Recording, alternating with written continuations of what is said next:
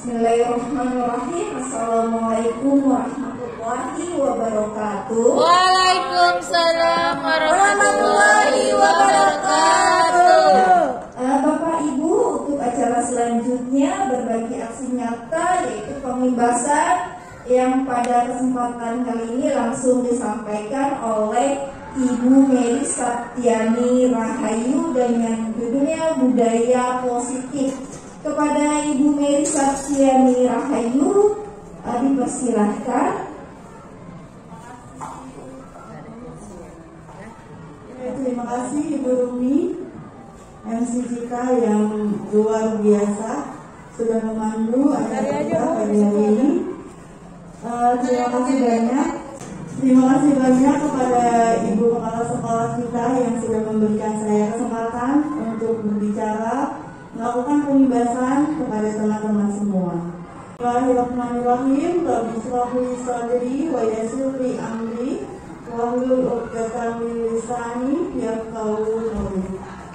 Teman-teman sekalian, alhamdulillah, terima kasih sudah berkenan hadir pada pagi hari ini.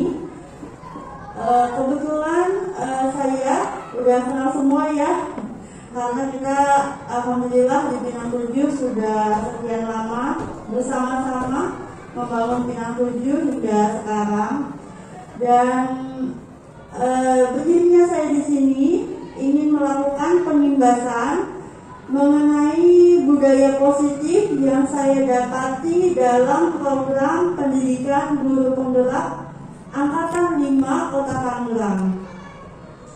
Alhamdulillah, Angkatan 5 merupakan angkatan pertama di Kota Tangerang yang sekarang alhamdulillah sudah memasuki modul 2 ya. Dan pembebasan ini khusus untuk materi budaya positif. Pada kali ini saya akan membawakan materi mengenai modul 1.4 dalam pendidikan guru penggerak, yaitu mengenai budaya positif. Silakan Neng. Nah, lanjut Neng. Latar belakang diadakannya pembebasan ini yaitu karena budaya positif merupakan perwujudan dari nilai-nilai kebajikan universal yang diterapkan oleh sekolah, di mana sekolah sebagai institusi pembentuk karakter, sekali lagi institusi pembentuk karakter, maka harus terus berusaha menciptakan pembelajaran yang menerapkan kebiasaan bagi setiap warga sekolah, terutama murid dalam melakukan budaya positif yang mengakar kuat ya. Jadi tidak hanya semata-mata lewat begitu saja, tetapi mengakar kuat menjadi sebuah karakter bagi anak-anak didik kita. Sebetulnya yang saya rasakan kalau untuk SD Pinang 7 kita sudah menanamkannya sebagian besar nilai-nilai positif. Mungkin dalam CGP ini kita mengupas lagi lebih dalam seperti apa sih budaya positif yang sesungguhnya, yang sesuai dengan alur pembelajaran. Kemudian di mana budaya positif ini dilakukan secara berkesinambungan dan secara sadar oleh seluruh warga sekolah, sehingga peran orang tua dan sekolah sangatlah penting dalam upaya menumbuhkan disiplin positif siswa di kelas, pada khususnya dan di sekolah pada umumnya. Lanjut. Nah, tujuan dari penerapan budaya positif yang pertama adalah memunculkan motivasi intrinsik. Motivasi intrinsik itu motivasi yang datangnya dari dalam diri sendiri, bukan karena disuruh dalam tanda kutip oleh guru ya, tetapi sudah terbentuk kesadaran, sudah terbentuk motivasi dari anak-anak itu sendiri. Karena itu mungkin yang tantangan bagi kita sebagai seorang pendidik. Kemudian menumbuhkan budaya positif dengan lanjut untuk keyakinan kelas. Selanjutnya, memunculkan pengalaman baru baik bagi guru maupun bagi siswa hingga tercapainya kebahagiaan siswa ketika belajar di kelas. Inilah tujuan pembelajaran yang menurut Ki Hajar Dewantara. Itu salah satunya adalah menciptakan kebahagiaan bagi anak-anak. Karena seyogyanya sekolah itu bagi anak-anak adalah tempat atau taman bermain.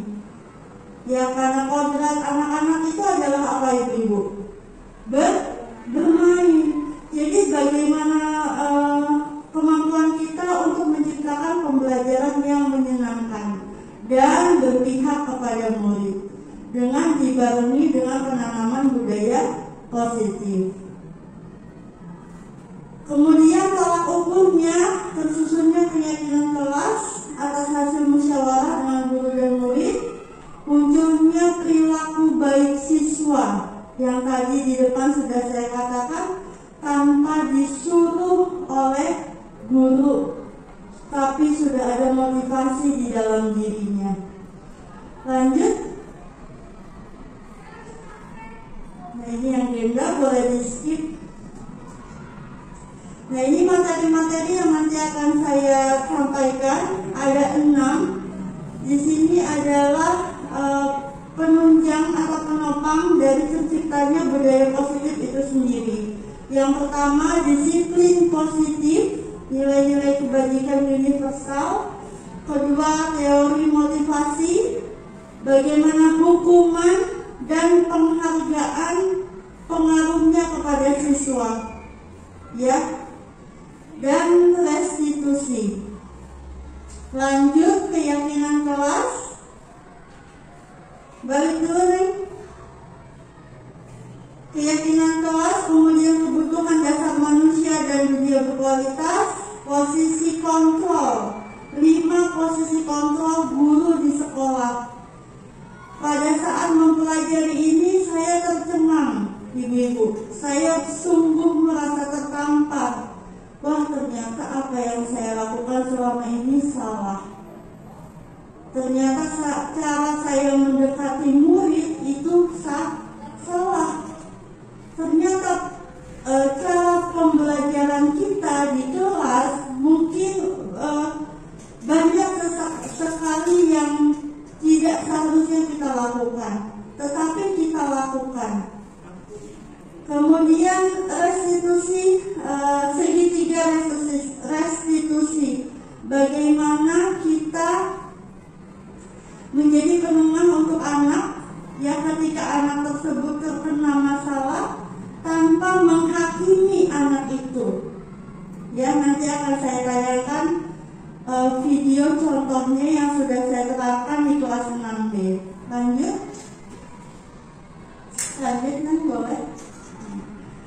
Inilah ilusi kontrol yang selama ini ada di kepala kita ya sebagai guru, bahwa ilusi itu seolah-olah guru itu mengontrol murid. Kemudian seolah-olah bahwa kritik dan membuat orang merasa bersalah dapat menguatkan karakter. Kita kadang-kadang seperti itu ya. Kamu gak kasihan apa sama bu guru? Nah, pernah gak Bapak Ibu berbicara seperti itu? Kalau saya sering sekali, dan ternyata itu tidak tepat. Ya, dalam pendidikan guru penggerak itu dikupas tuntas. Ya, lanjut nih. Nah, ini ada stimulus dan teori kontrol. Kita mencoba mengubah orang agar berpandangan sama dengan kita. Tetapi kita berusaha memahami, seharusnya kita berusaha memahami pandangan orang lain tentang dunia. Pada di sini kaitannya dengan murid ya. Perilaku buruk dilihat sebagai suatu kesalahan. Jika anak melakukan kesalahan, kita biasanya langsung menghakimi. Ini anak nih ya, begini ya.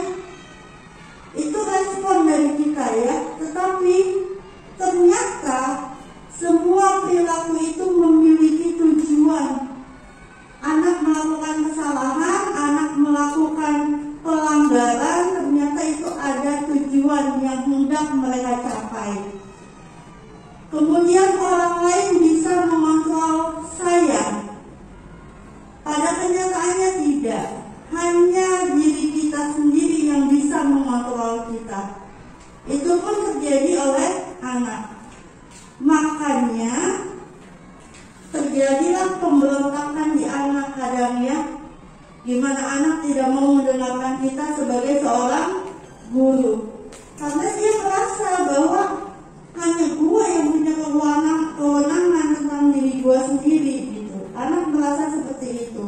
Kemudian saya bisa mengontrol orang lain. Kita berpikir bahwa kita bisa mengontrol teman-teman, bisa mengontrol murid kita. Ternyata kita tidak bisa mengontrol orang lain. Jika pun bisa, itu hanya bertahan sesaat. Pemaksaan ada pada saat bujukan gagal, yang seharusnya kolaborasi dan konsensus menciptakan pilihan-pilihan baru. Kita tidak boleh memaksakan kehendak, tetapi bolehnya berkolaborasi, ya, menggali ide-ide baru. Kemudian metode berpikir menang atau kalah, seharusnya metode berpikir menang dan menang. Jadi anak mendapatkan kebahagiaan, kita juga mendapatkan kepuasan dalam sistem pembelajaran kita. Lanjut. Apakah disiplin? Disiplin itu sendiri berasal dari kata disiplina, sama dengan disiplin diri dari murid-murid Socrates dan Plato ya awalnya. Disiplin diri membuat orang menggali potensinya menuju sebuah tujuan apa yang dia hargai. Namun dalam budaya kita, makna kata disiplin telah berubah menjadi sesuatu yang dilakukan seseorang pada orang lain untuk mendapatkan kepatuhan. Dan ini terkesannya terpaksa, bukan dari diri sendiri. Kecenderungan umum adalah menghubungkan kata disiplin dengan ketidaknyamanan, bukan dengan apa yang kita hargai atau pencapaian suatu tujuan mulia. Saya sendiri pun begitu. Kadang kita merasa didisiplinkan, kenapa sih begini, kenapa sih begitu? Ya, padahal seharusnya itu dari dasar diri kita sendiri. Lanjut. Nah, di sini ada nilai-nilai kebajikan universal yang tentu saja akan menopang terciptanya budaya positif ya. Nilai-nilai kebajikan adalah sifat-sifat positif manusia yang merupakan tujuan manusia yang ingin dicapai setiap individu. Nilai-nilai tersebut bersifat universal dan lintas bahasa, suku bangsa, agama maupun latar belakang. Menurut Bapak William Blazer, penemu teori kontrol, dengan mengaitkan nilai-nilai kebajikan yang diyakini seseorang, maka motivasi intrinsik akan terbangun. Kemudian nilai-nilai kebajikan universal jika di sekolah sekarang kaitannya dengan kurikulum merdeka, kita kenal dengan profil pelajar Pancasila. Inilah yang dikehendaki oleh Dinas Pendidikannya, Kemdikbudristek, yaitu menciptakan murid-murid dengan profil pelajar Pancasila, di antaranya beriman, bertakwa kepada Tuhan Yang Maha Esa dan berakhlak mulia, mandiri, bernalar kritis, berkebinekaan global, bergotong royong, dan kreatif. Tantangan kita semakin berat sepertinya ya, tetapi insya Allah jika kita mendasari hal-hal untuk mencapai itu, insya Allah semuanya mudah terpenuhi. Lanjut Neng. Sekarang pembelajaran 2, teori motivasi, hukuman, penghargaan, dan restitusi. Ini di saat-saat di mana saya menemukan efek, dirinya. Oh, ternyata apa yang saya lakukan selama ini salah sebagai seorang guru, kurang tepat diterapkan kepada anak, khususnya pada anak milenial. Ya, kita hidup di zaman yang bukan seperti kita lagi dulu waktu kecil. Anak-anak sekarang tendensinya sudah berubah. Ya, perilakunya sudah berubah, banyak pengaruhnya yang mempengaruhi. Oleh sebab itu dalam teori motivasi dikatakan bahwa untuk menghindari kenyamanan atau hukuman, ya, biasanya anak-anak melakukan perilaku motivasi eksternal. Misalnya gini, anak-anak besok bawa tempat botol ya minum, yang tidak bawa nanti ibu suruh pulang. Ya, jadi itu bukan dari dasar diri mereka sendiri, tetapi dari motivasi eksternal. Apa? Menghindari kenyamanan. Kalau disuruh pulang kan dia tidak nyaman, capek pulang lagi, jadi terpaksa kadang dia bawa. Kemudian untuk mendapatkan imbalan, ini juga sama, motivasi eksternal. Siapa yang bisa jawab? Ayo ibu kasih hadiah. Nanti pada saat kita tidak berikan hadiah, anak akan malas, tidak ada motivasi. Ini juga sama, motivasi eksternal. Akan terjadi motivasi tetapi sifatnya hanya sementara. Kemudian untuk menghargai diri sendiri. Nah, inilah yang harus diterapkan kepada anak-anak, bahwa apa yang mereka lakukan itu adalah tujuannya untuk disiplin positif. Lanjut nih. Nah, inilah Bapak pendidikan kita ya, Ki Hajar Dewantara. Merdeka itu artinya tidak hanya terlepas dari perintah, akan tetapi juga cakap memerintahkan diri sendiri. Itu namanya merdeka. Lanjut. Kita lanjut dengan restitusi.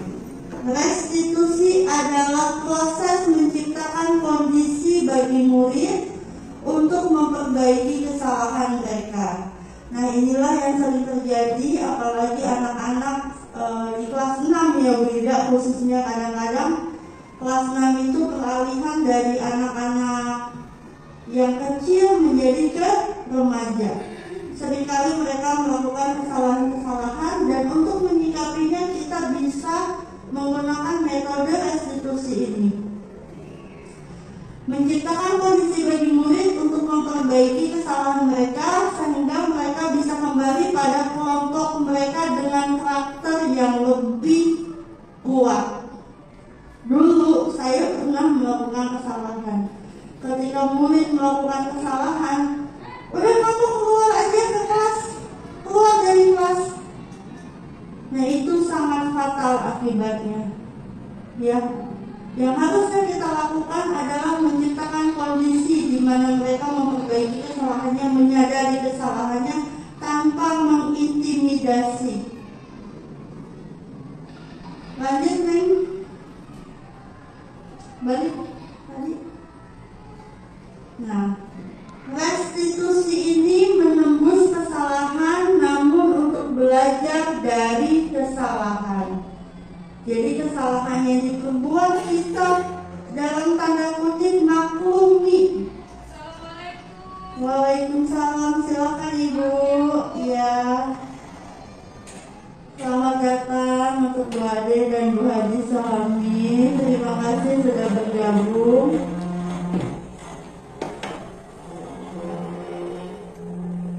Jadi sekali lagi, restitusi itu bukan untuk menebus kesalahan, tetapi untuk belajar dari kesalahan. Bagaimana anak-anak itu mempelajari bahwa kesalahannya itu suatu yang fatal dan tidak diulangi lagi ke depannya. Yang pertama itu untuk memperbaiki hubungan, 3 tawaran bukan paksaan. Keempat, restitusi menuntut untuk melihat ke dalam diri. Restitusi mencari kebutuhan dasar yang didasari tindakan. Restitusi diri adalah cara yang paling baik. Restitusi fokus kepada karakter, bukan tindakan. Kemudian restitusi fokus kepada solusi pemecahan masalah. Dan restitusi mengembalikan murid yang berbuat salah pada kelompoknya. Lanjutnya, pelajaran ketiga, keyakinan kelas. Ini sangat menarik ya. Saya baru memahami. Sebetulnya mungkin kita melakukan ini ya, keyakinan kelas, atau kita sebut biasanya peraturan kelas. Pasti Bapak Ibu sekalian ketika awal tahun pembelajaran, ketika masuk kita sudah mendoktrin anak-anak ya. Tidak boleh ini ya, tidak boleh ini, tidak boleh itu. Nah inilah kesalahan kita. Nanti kita lihat bersama-sama. Lanjutnya, mengapa tidak peraturan saja? Mengapa harus keyakinan kelas? Kenapa harus keyakinan kelas? Karena berdasar atau dari peraturan kelas yang awalnya peraturan kelas, kemudian meningkat menjadi keyakinan kelas, kemudian dari keyakinan kelas akan membentuk lingkungan yang positif. Dari lingkungan yang positif itulah akan terbentuk budaya positif. Lanjut, Neng. Nah, contoh-contoh peraturan kelas. Kalau peraturan kelas selalu kembalikan buku ke tempatnya. Tapi dalam keyakinan kelas bahasanya kita menekankan kepada tanggung jawab. Dilarang mengganggu orang lain. Dalam keyakinan kelas kita mengarahkan untuk menghormati orang lain. Jadi kalau sudah menghormati, sudah otomatis pasti dia tidak akan mengganggu orang lain. Jika sudah menemukan kunci untuk menghormati orang lain. Hadir di sekolah 15 menit sebelum pembelajaran dimulai. Di sini masuk ke dalam menghormati orang lain dan berkomitmen. Jadi kita mulai dari komitmen awal ya. Dilarang melakukan kekerasan. Biasanya kalau saya dulu ya, sebelum kenal ini, saya selalu bilang, awas ya jangan pukul-pukulan. Ada yang sama? Ya, pasti seperti itu ya. Awas ya anak-anak, pasti dibarengi dengan kata awas. Jangan berantem, jangan pukul-pukulan. Nah, tapi di sini kita arahkan anak-anak untuk mengerti keselamatan, bahwa jika melakukan kekerasan maka keselamatan orang yang akan jadi konsekuensinya. Juga menghormati orang lain. Boleh di skip nih. Nah ini keyakinan kelas 6B yang saya ambil ya dari hasil musyawarah bersama anak-anak di kelas. Nanti Bapak Ibu silahkan menerapkannya di kelas masing-masing ya.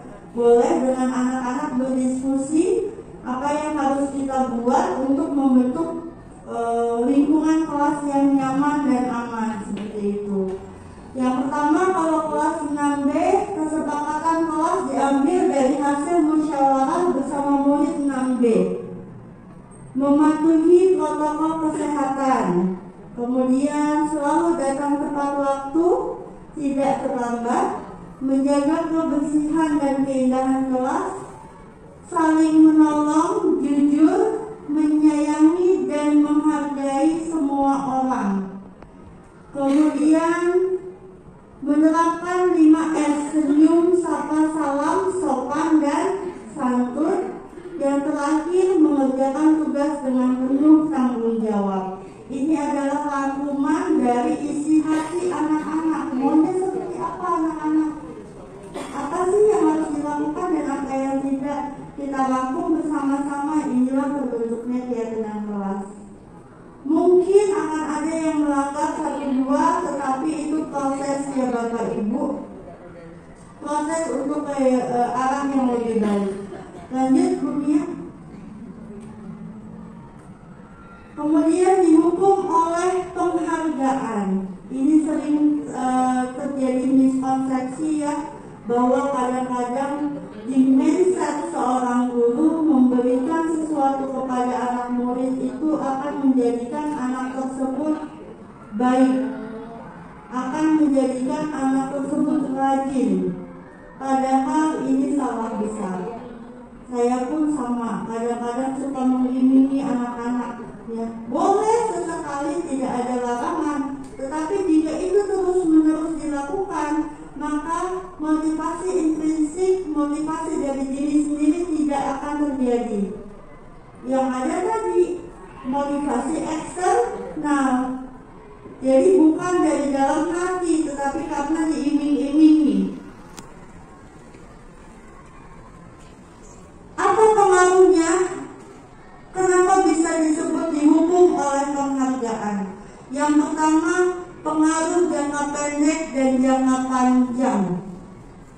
Itu tadi anak-anak tidak tercipta motivasi dari dalam diri mereka.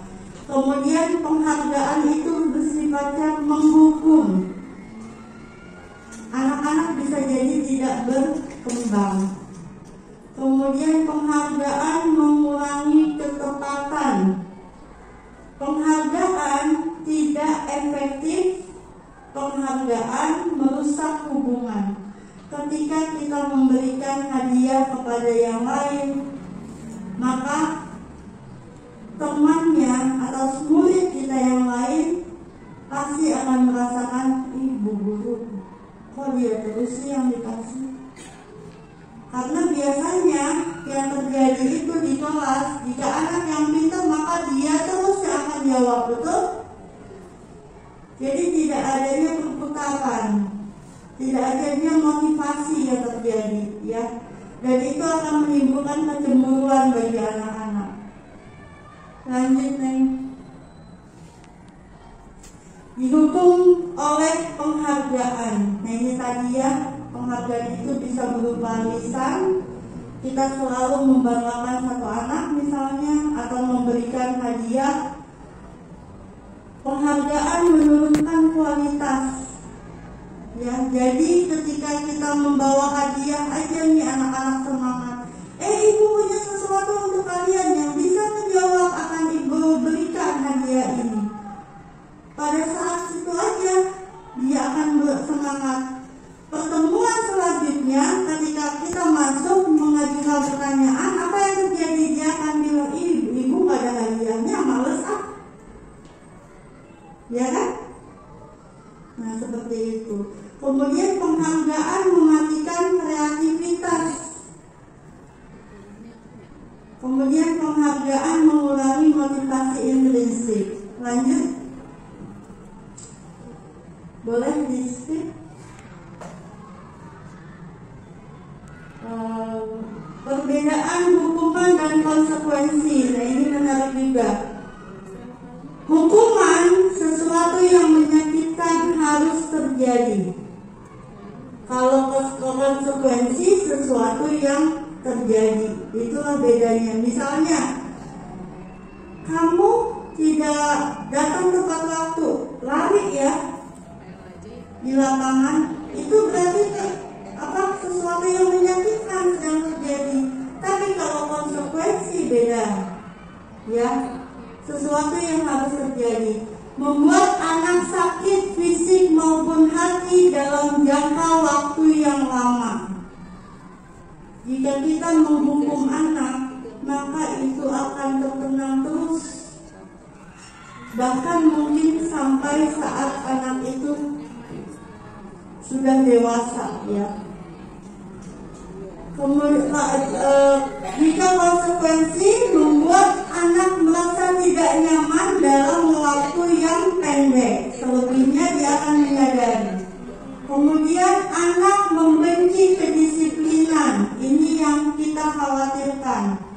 ketika kita memberikan hukuman, maka anak akan membenci keteraturan.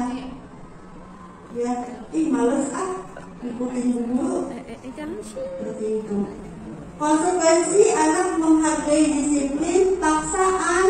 Kalau hukuman itu sifatnya paksaan. Jika konsekuensi, stimulus atau tanggapan. Kemudian hukuman mendorong anak menyakiti diri sendiri. Kalau konsekuensi mendorong anak agar mudah menyesuaikan diri. Lanjut, Neng. Kebutuhan dasar manusia dan manusia berkualitas. Lanjut, ini yang tadi di depan, bahwa setiap tindakan anak-anak itu ternyata ada tujuannya, bahkan tindakan kenakalan sekalipun. Ya, lanjut, Neng. Nah, inilah kebutuhan dasar manusia, kebutuhan dasar anak-anak kita yang di dalam diri mereka. Inilah yang mereka inginkan. Yang pertama, kasih sayang dan rasa diterima. Ya,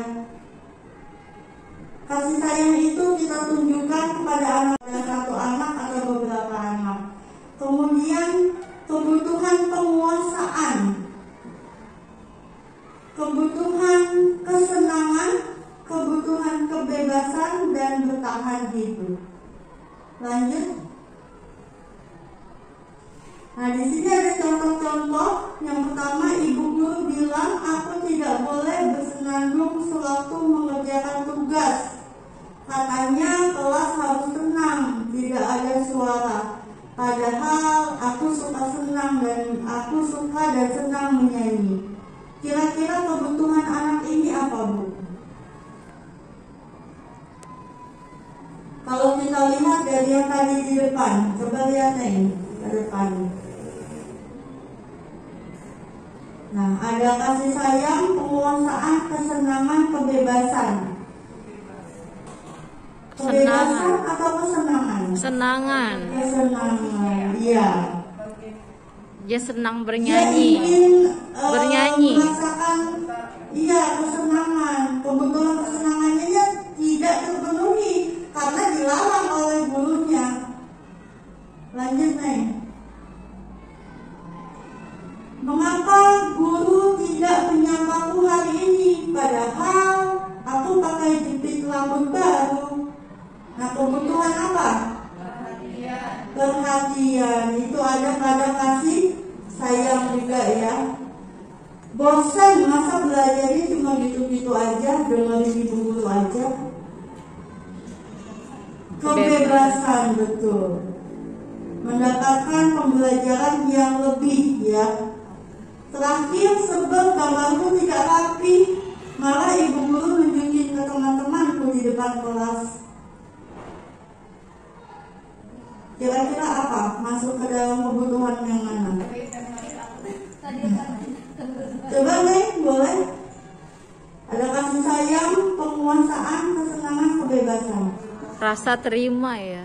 Penguasaan lebih tepatnya, ya. Dia ingin gurunya mengikuti dia.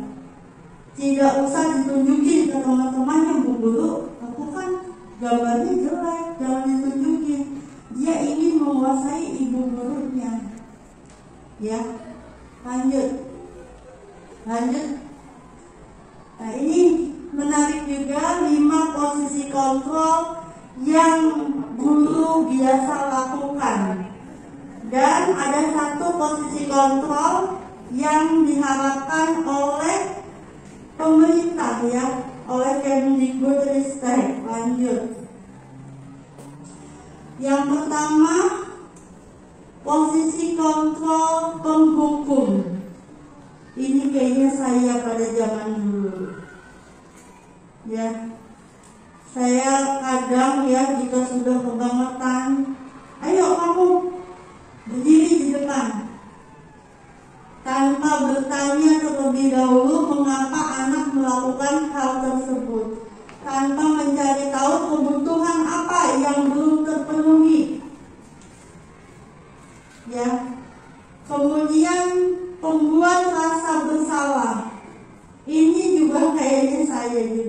Kamu gak kasihan apa sama Bu Guru? Kamu kok begitu sih? Kamu tahu gak kalau begitu Ibu capek? Nah, ini membuat rasa bersalah.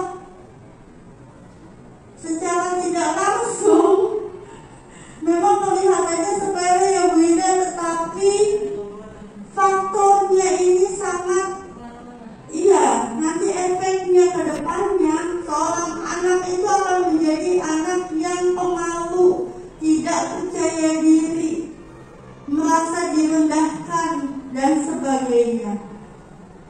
Kemudian posisi kontrol teman, ini juga saya selalu melakukannya.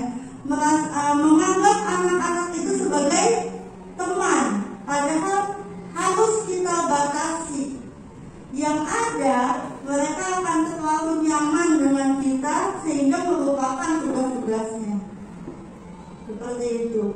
Kemudian pemantau, kita hanya sebagai pemantau, tidak memberikan hukuman, tidak memberikan motivasi juga. Yang terakhir, inilah yang dikehendaki, yang harusnya dimiliki oleh seorang guru, yaitu posisi manajer.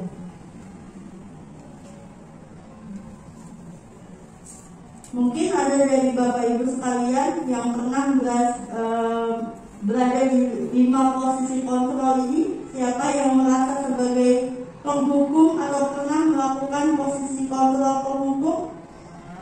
Pernah. Ya, betul. Hampir semua, saya pun sama. Ya, makanya tadi yang saya katakan ketika menjalani pendidikan guru penggerak ini ada efek, oh begini loh.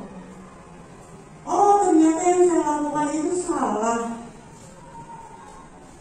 Saya sering sekali tuh yang membuat rasa bersalah.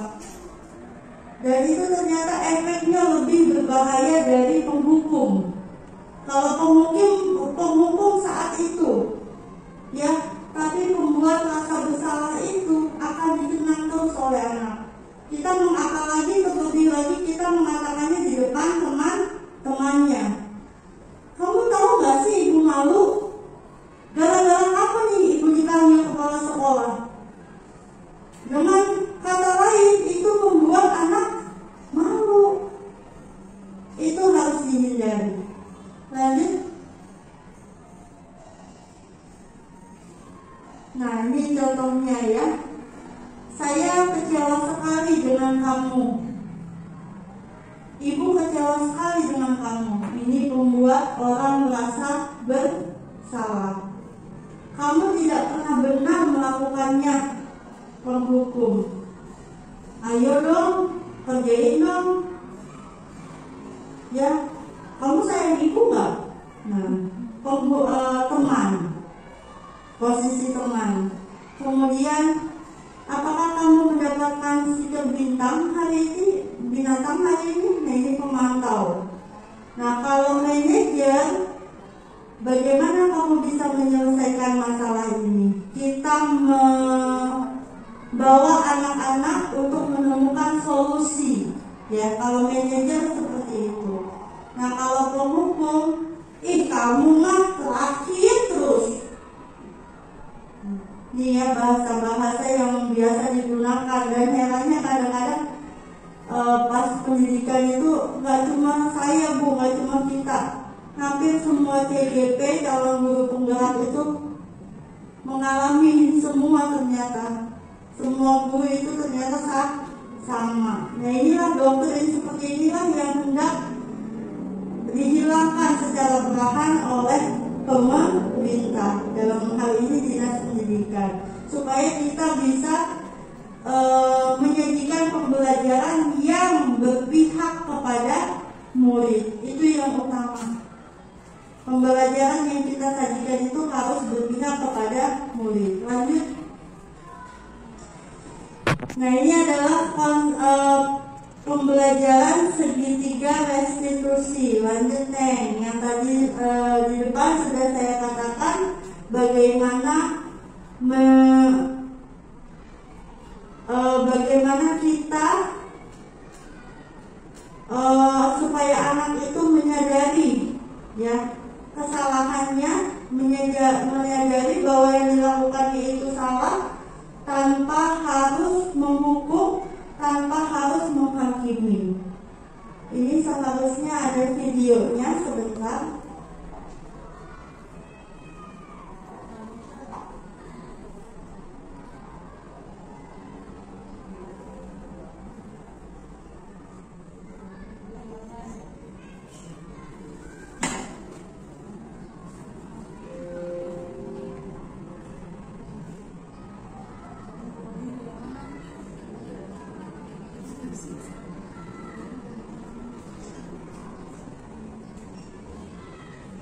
Sebentar ya Bapak Ibu.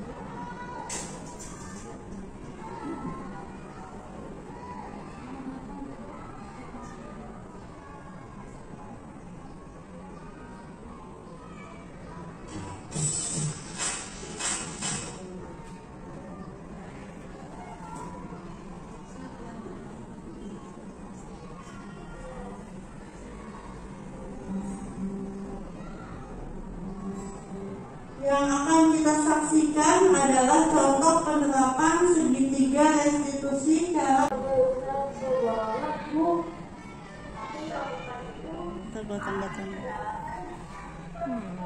Iya Bu, saya tahu Bu. Saya mau bela diri karena saya sudah berproses. Wah, pantas kamu tahu sekali. Ibu pun akan melakukan hal yang sama mungkin kamu berada dalam posisi kamu.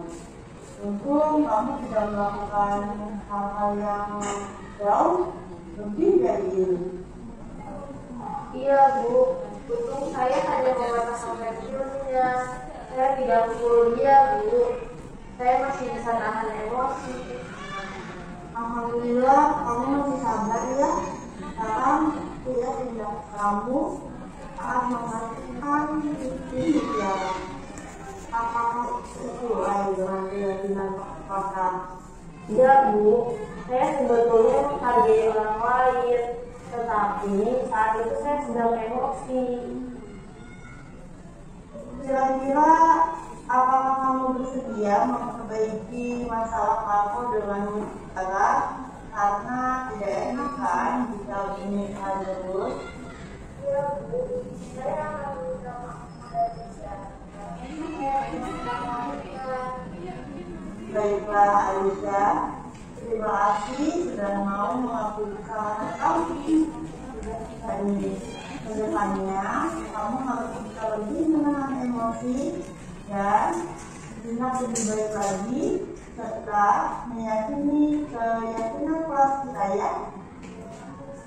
Ya, kamu boleh kembali ke kelas dan bermain lagi bersama teman-temannya.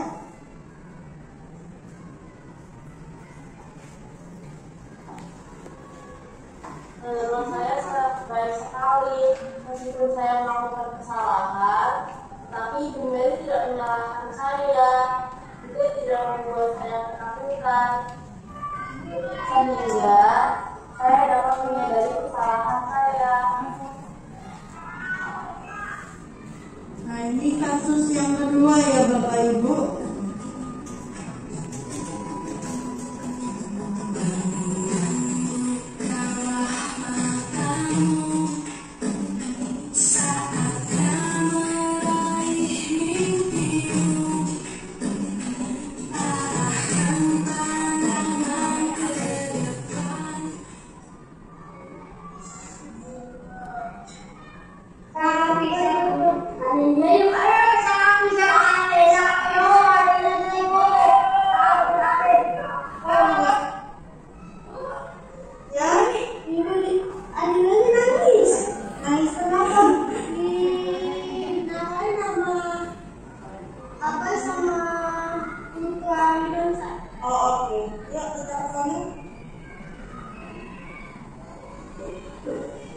Abai, Ridwan, Ibu dengar dari Piero kamu memberi Adila sampai nangis. Apa itu betul?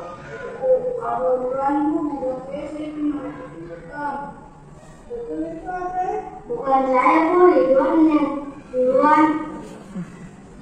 Sudah. Ibu kamu minta kalian bukan untuk mencari tahu siapa yang salah atau siapa yang duluan melakukan kesalahan. Ibu panggil kalian untuk bersama-sama mencari solusi dari tindakan kalian. Karena semua orang kan pasti pernah melakukan kesalahan. Ya, Bu. Tadi kami sedang mengganggu materi ngajarin aku, Bu. Pasti kalian melakukan hal itu ada alasannya kan? Iya, Bu. Awalnya kami cuma bercanda, Bu. Cuma untuk senang-senang. Kenapa bercanda sama teman-teman ibu? Untung tindakan kalian tidak lebih dari ini. Sekarang atas tindakan kalian ada yang ingin ditanyakan. Yang mana yang belum kalian lakukan?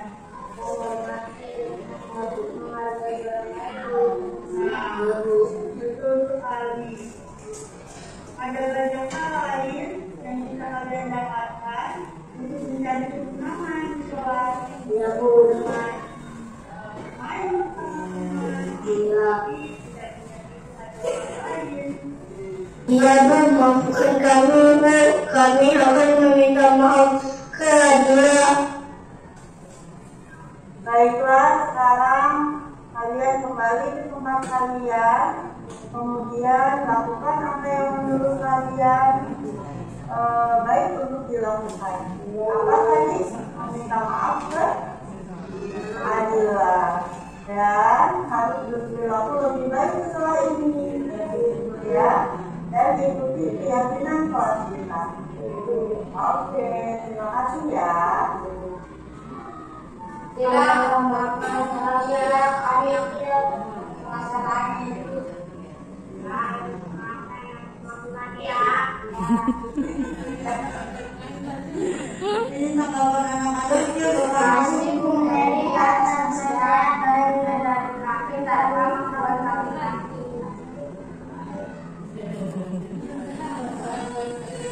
ya boleh dimatikan. Nah, alhamdulillah itu menjadi pembelajaran juga buat saya karena saya juga masih belum piawai ya memerankan posisi control manager karena ya tadi sekian belas tahun mengajar biasa menggunakan posisi kontrol yang lain ya. Mudah-mudahan ke depan kita semua bisa memposisikan kita sebagai seorang dengan posisi kontrol manager kepada anak-anak ya, memberikan arahan tanpa menghakimi. Kemudian ketika anak menghadapi masalah, kita bisa mengarahkan anak-anak tersebut untuk mencari solusi yang baik menurut mereka sendiri. Nah, ini dia segitiga restitusi. Patokannya yaitu yang pertama adalah memvalidasi kebutuhan. Kita cari tahu dulu kebutuhan anak apa yang belum terpenuhi atau yang mereka inginkan. Kemudian menstabilkan identitas, tidak menyalahkan, tapi juga tidak mendukung. Ya, menstabilkan identitas. Kata-kata saya tadi, ibu juga sama kok, suka bercanda dengan teman-teman. Nah, seperti itu. Tetapi apakah itu boleh dilakukan sekarang? Kita kembalikan lagi ke mereka. Apakah itu sesuai dengan keyakinan kelas kita? Ya, kembali lagi patokannya adalah keyakinan kelas yang sudah diterapkan di awal. Nah, anak-anak akan menjawab, oh iya Bu, tidak sesuai dengan menghargai dan menghormati. Disitulah nanti akan timbul solusi. Lanjut, Neng.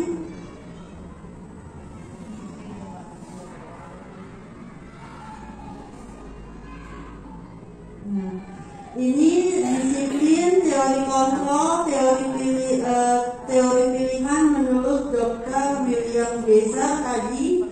Anda tidak bisa mengontrol orang lain, hanya Anda yang bisa mengontrol diri Anda sendiri. Ini pun berlaku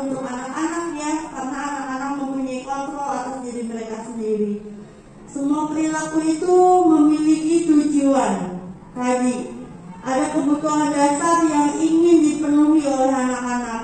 Kebutuhan dasar kesenangan, penguasaan, kemudian kebutuhan perhatian, kasih sayang, dan yang lainnya. Kemudian model berpikir menang dan menang. Jadi anak-anak senang, menang, merasa mereka terselamatkan, dia mendapatkan solusi, kita pun tenang. Tidak menjadi seorang penghukum bagi anak-anak. Kemudian realitas kebutuhan berbeda. Anak satu dengan anak lain itu berbeda. Cara penanganannya pun bisa jadi berbeda juga. Lanjut nih. Nah, oke ibu-ibu, kita sudah hampir berada dalam ujung pertemuan kita hari ini. Sekarang pertanyaan reflektif, mungkin Bapak Ibu bisa bantu jawab ya. Yang pertama, bagaimana pendapat Bapak Ibu mengenai materi budaya positif? Menyampaikan pendapatnya. Bagaimana pendapat Bapak Ibu mengenai materi yang tadi saya paparkan? Apakah suatu hal yang baru atau suatu berhasil menggugah Bapak Ibu sekalian? Oh iya, betul juga ya. Apakah ada efek seperti itu atau gimana? Silakan Bu Rumi, Bu Ade. Atau karena sesuatu hal yang baru ya? Ada sebagian hal yang baru, ada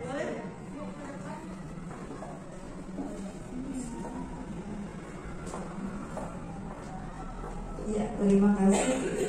Jadi dari pengalaman yang selama saya mengajar, seperti tadi ya, kayak ada hal yang memang yang baru saya dengar juga, ada hal yang memang sudah kita tahu, tapi kadang kita lupa atau mungkin enggan menerapkannya. Mungkin seperti tadi bentuk reward atau penghargaan untuk anak yang berprestasi itu sebenarnya jangan diberikan reward, nanti bisa iri ke temennya. Itu sebetulnya agak bingung juga menerapkannya. Sebetulnya apa sih penghargaan atau reward yang baik, yang pas untuk diberikan kepada anak yang berprestasi atau pembelajaran yang lebih tepat waktu? Itu kadang kita suka agak bingung ya kalau bentuk penghargaannya nggak boleh diberikan, karena pada saat itu nanti ketika tidak diberikan reward atau hadiah, dia tidak semangat lagi. Jadi itu agak membingungkan tadi Bunda Mary ya di situ. Kemudian selain itu juga sangat bermanfaat sekali, insya Allah kita sama-sama bisa menerapkannya di kelas kita ya, karena ini adalah ilmu yang sangat bermanfaat buat kita semua. Ya, mungkin itu saja. Terima kasih Bunda Mary.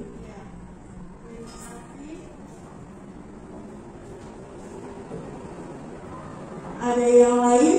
Atau kita ke, tadi ada pertanyaan juga ya dari Rumi, insya Allah nanti akan saya jawab. Yang kedua, hal apa saja yang Ibu dapatkan dari pemaparan materi di atas? Kayaknya tadi sudah terwakili ya, ada hal-hal yang baru yang kita dapatkan, ada juga hal yang memang kita sudah lakukan sebetulnya, cuma kita tidak tahu tahapan-tahapannya seperti itu. Kemudian, menurut Bapak dan Ibu Guru, kendala apa yang mungkin dihadapi nanti dalam menerapkan upaya penerapan budaya positif? Mungkin nanti Bapak Ibu bisa mengawali dengan melaksanakan pembentukan keyakinan kelas di kelas masing-masing ya. Kira-kira ada kendala yang kebayang nih, oh nanti bakalan susah nih seperti itu, atau insya Allah mau mencoba ya? Oke. Lanjut nih. Nah ini kemarin saya mendapatkan suatu quote ya, tapi sebelum kita baca ini saya coba jawab dulu. Bagaimana sih memberikan penghargaan yang tepat untuk anak? Penghargaan itu tidak dilarang, ya Ibu Rumi ya, tidak dilarang dan bukan suatu hal yang tabu, tetapi diberikan sesuai pada porsinya. gitu. Jika kita ingin memberikan penghargaan, berikan juga yang lain. Misalnya, terutama untuk anak-anak, untuk Davina yang sudah pintar, gitu misalnya ya, kita berikan penghargaan. Kita berikan juga penghargaan untuk yang lain. Anak-anak ibu yang lain juga hebat, terutama untuk kalian semua. Seperti itu. Jadi anak tidak merasa di nomor duakan, tidak merasa itu Bu Guru kayaknya, ya betul. Jadi tidak hanya berfokus kepada satu anak. Ketika anak itu maju ke depan dengan beraninya menjawab pertanyaan kita berikan apresiasi atau mungkin hadiah kecil ya, sesuatu yang lain juga kalau bisa dapat gitu. Jadi tidak cuma satu anak. Kalau secara ya seperti tadi yang saya katakan, kalau secara lisan satu dipuji, jangan lupa sisihkan untuk yang lain. Tepuk tangan juga buat untuk anak-anak ibu guru yang hebat hari ini. Seperti itu. Jadi penghargaan bukan suatu yang tabu atau dilarang, boleh asalkan sesuai pada porsinya dan mengena kepada yang lain. Seperti itu ya Bu Rumi. Mudah-mudahan cukup jelas. Nah di sini ada pertanyaan lagi dari ibu-ibu cantik yang ada di sini? Cukup ya. Ada quotes yang sangat menggetarkan di hati ya. Siswa bukan membutuhkan guru yang sempurna.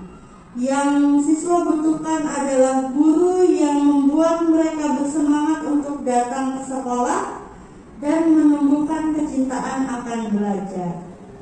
Ya, mudah-mudahan kita termasuk ke dalam guru yang berhasil menumbuhkan motivasi dari dalam diri anak-anak, sehingga ketika mereka melangkah dari rumah, mereka akan teringat gurunya. Aku pengen sekolah, ketemu bu guru. Ya seperti itu. Ya. Anak-anak dapat memunculkan motivasi dari dalam diri mereka sendiri. Oh iya, silakan Bu, mau difoto. Boleh dijadiin status Bu. Ya, ya. Ini cerminan buat saya. Mudah-mudahan kita semua bisa menjalankan budaya positif di sekolah kita. Alhamdulillah kalau yang saya rasakan kita semua sudah menerapkannya. Cuma mungkin bahasanya dengan bahasa yang berbeda, kita kemas lagi dengan sedemikian rupa ya. Lanjut nih. Ya, terima kasih saya ucapkan sekali lagi kepada Bapak dan Ibu Guru sudah berkenan hadir pada acara pembebasan hari ini. Mudah-mudahan banyak ilmu yang dapat diambil. Jika ada kesalahan itu datangnya dari saya pribadi. Salam dari saya CGP Angkatan 5 Kota Tangerang. Mudah-mudahan kedepannya banyak adik-adik saya nih yang masing-masing muda mendaftarkan diri untuk menjadi calon guru penggerak Angkatan 8, 9, 10. Nanti sebentar lagi akan dibuka karena banyak ilmu bermanfaat yang akan didapatkan. Ya. Demikian, wabillahi taufiq wal hidayah. Wassalamualaikum warahmatullahi wabarakatuh.